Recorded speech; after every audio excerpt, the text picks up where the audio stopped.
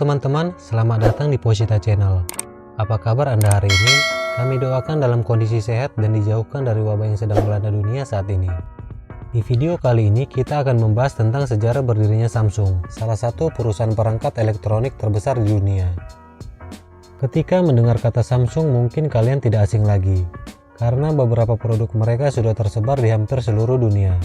Mulai dari smartphone, televisi digital, mesin cuci, dan banyak lagi.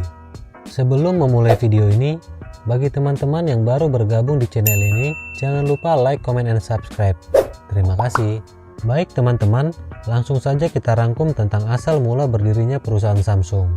Sejarah Samsung dimulai pada tahun 1938 oleh Lee Byung-chul di sebuah kota bernama Daegu di Korea. Samsung awalnya berdiri bukanlah sebagai perusahaan elektronik, melainkan sebagai perusahaan ekspor buah, makanan laut yang dikeringkan, sayuran dan barang dagangan lainnya yang dimulai dengan modal sebesar 30.000 won.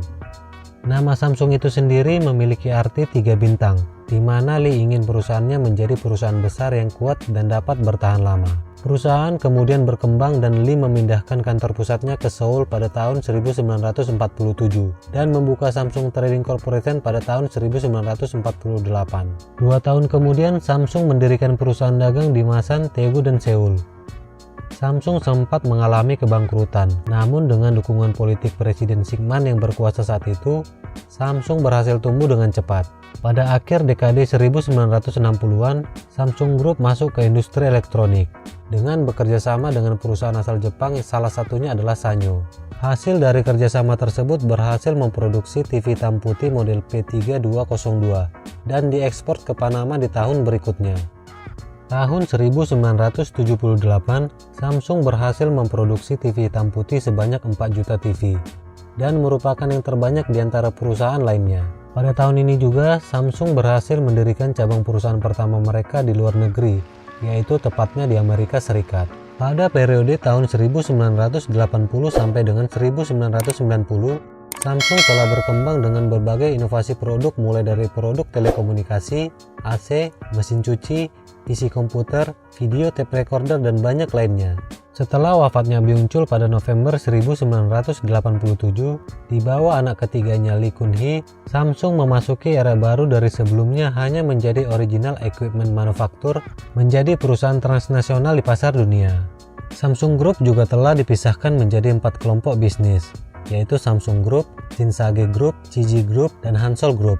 Pada tahun 1991, Samsung Group dan PT Metrodata melakukan kerjasama dengan mendirikan pabrik elektronik di kawasan Jababeka Cikarang, Bekasi, dengan nama PT Samsung Metrodata Elektronik. Selang 6 tahun kemudian, tepatnya pada tahun 1997, perusahaan Samsung mengganti nama menjadi PT Samsung Elektronik Indonesia, dan hingga kini menjadi salah satu perusahaan asing terbesar yang perkembangannya sangat besar di tanah air.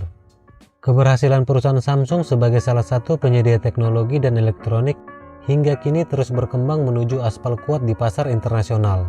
Pada kuartal pertama 2012, Samsung Elektronik menjadi perusahaan pembuat ponsel terbesar di dunia berdasarkan penjualan unit, menyalip Nokia yang telah menjadi pemimpin pasar sejak 1998.